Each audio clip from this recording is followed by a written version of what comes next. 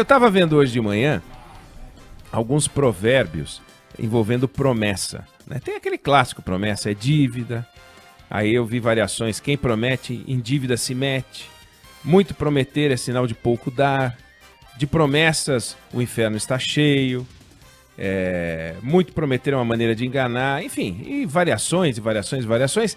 E eu fui pesquisar porque quando a gente escuta as promessas e os projetos do ministro Tarcísio Gomes de Freitas, da infraestrutura, quando a gente escuta as promessas e os projetos do ministro Paulo Guedes, não tem como a gente não ficar animado com um Brasil que vai se transformar. Não tem como, não dá. Porque eles apresentam as coisas, os cenários, a transformação que virá por aí, e sempre virá, né? Faremos, mostraremos, encantaremos. E eles apresentam sugestões de modernização do Estado, envolvimento da iniciativa privada, privatização, concessão de serviço público, profissionalização do serviço público, né? Mecanismos de avaliação de desempenho do servidor, tudo aquilo que é música para todo mundo que quer viver num país em que o Estado entregue uma quantidade de serviços de qualidade e delegue à iniciativa privada uma parte da responsabilidade, fiscalize, observe, monitore, cobre e tal. Então eu fico animado. E eu vejo que eles acreditam naquilo que eles pregam. Então não é assim, promessas o inferno está cheio. Eles não são malvados, eles acreditam que eles vão conseguir realizar aquilo que eles prometem. E aí, eu torço para que eles consigam realizar. Acontece que o poder da máquina de pegar os bons projetos, as boas promessas e tirar dos bons projetos e das boas promessas aquela força original do momento em que elas são vendidas é notável. É notável, é mais forte do que o poder de transformação de pessoas envolvidas em mudar o Brasil, como o ministro Tarcísio Gomes de Freitas, como o ministro Paulo Guedes. Então você pega, em julho do ano passado, o ministro Tarcísio anunciou um programa para ser concluído até o último ano do mandato do presidente Bolsonaro. Então é uma lista que ele chamou de carteira de projetos, que tem lá a concessão de 41 aeroportos nas 5 regiões. E ele disse, nós temos o maior programa de concessão de ativos de infraestrutura do mundo. Existe um interesse claro dos investidores estrangeiros em investir no Brasil e o nosso trabalho é atrair esse mercado. E é mesmo, está certo. E começou a listar os projetos. Então na região sul tem lá o aeroporto de Curitiba, Foz do Iguaçu, Londrina, Navegantes. Aí você vai para a região norte, tem Manaus, Boa Vista, uma lista extensa. Perceba que o ministro Tarcísio, ele disse nessa entrevista, nesse anúncio, que o leilão ocorreria no segundo semestre de 2020. Nós estamos entrando no segundo semestre de 2020. E os projetos que foram enviados, que estão nessa lista, foram enviados para o Tribunal de Contas da União há um mês. Ou seja, agora o Tribunal de Contas tem que olhar, avaliar, apresentar complementos de estudo. Depois vai ter que ter uma avaliação de estimativa de impacto de curto, médio e longo prazo, os efeitos da pandemia, etc. Para daí, então, lançar os editais e fazer o leilão e daí terminar o processo. Pelo cronograma atual do programa, já não é mais segundo semestre de 2020. É final de 2020, que já é 2021.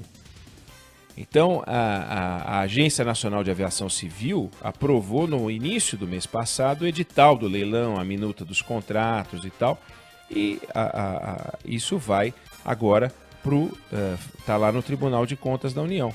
Já se fala, alguns já dizem que só vai sair no primeiro trimestre do próximo ano.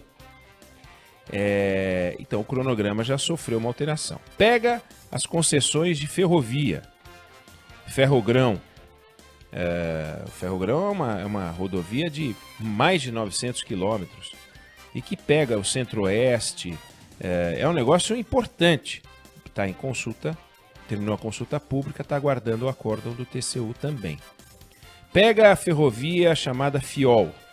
É uma ferrovia de mais de 1.500 quilômetros, que passa pela Bahia, passa pelo Tocantins. É um negócio importante, muito importante. Está no mesmo estágio que eu descrevi o outro. Terminou a consulta pública, aguardando acórdão do TCU. Tem uma outra ferrovia importante, Ferroeste. Nem estudo tem. Nem estudo tem. E está na lista das obras que a gente vai conceder, vender, etc. Aí vamos para a privatização. As empresas estatais do governo. A velocidade é desanimadora. Você pega a CEAGESP, está com estudos em andamento. Você pega Ceitec, que é uma empresa ridícula inventada no governo do PT, ridícula, uma empresa que faz chip para monitoramento de boi.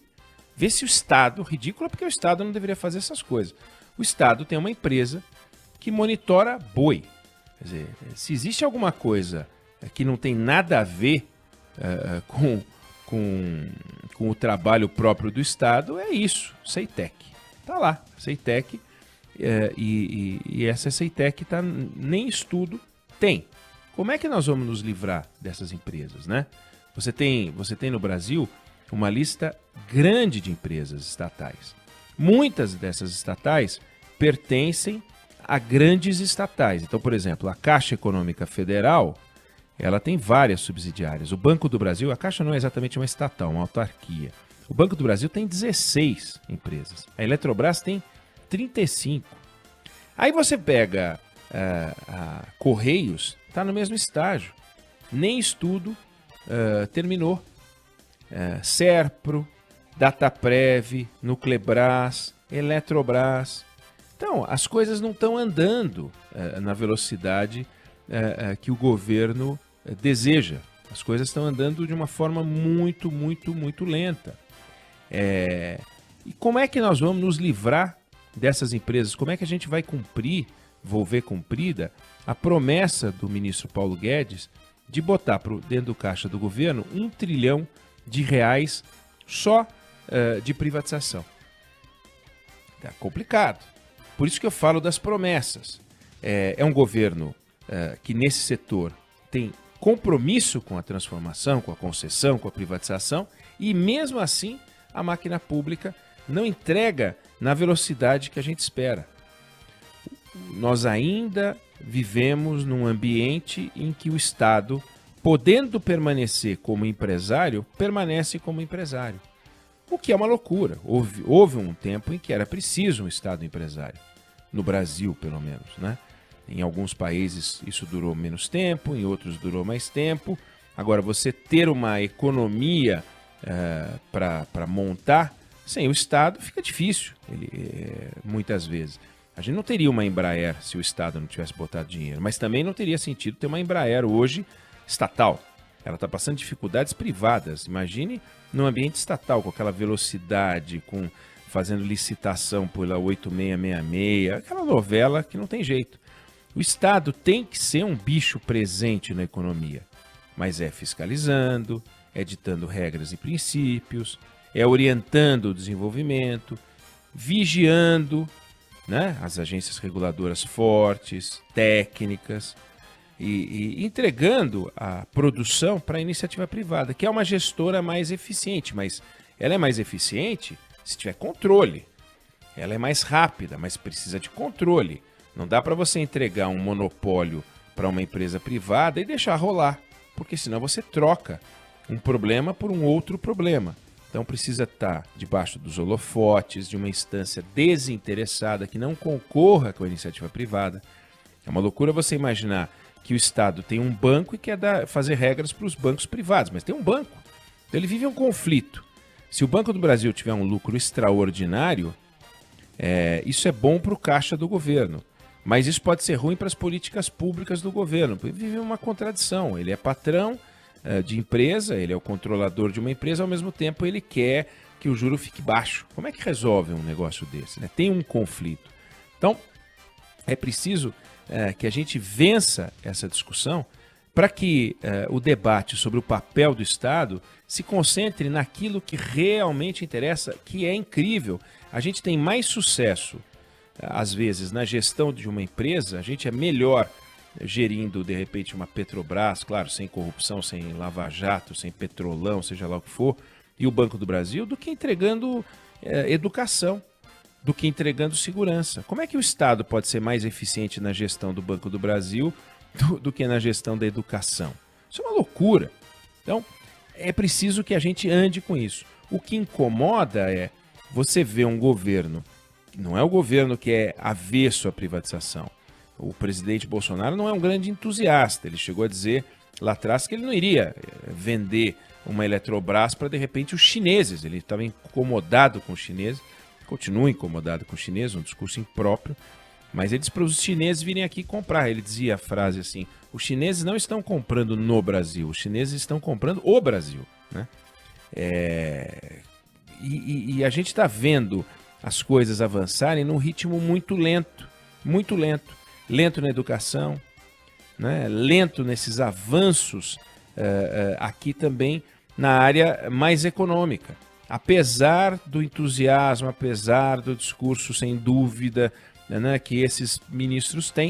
Então eu queria chamar a atenção para isso.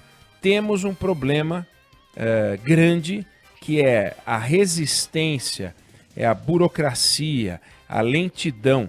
Mesmo todos remando na mesma direção, olha só como os cronogramas começam a ficar lentos e parados. Não se vendeu um pé de couve nesse governo que seja relevante. As listas aumentam. Nessa lista do ministro Tarcísio tem 41 aeroportos. E aí, cadê a venda dos aeroportos?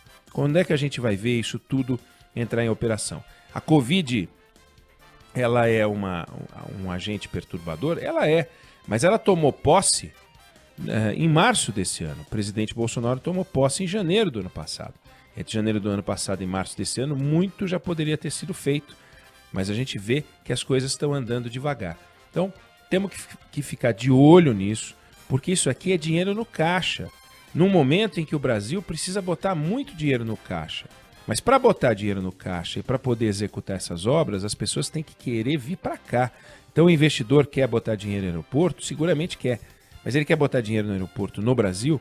Será que o discurso do governo é um discurso que atrai o investidor?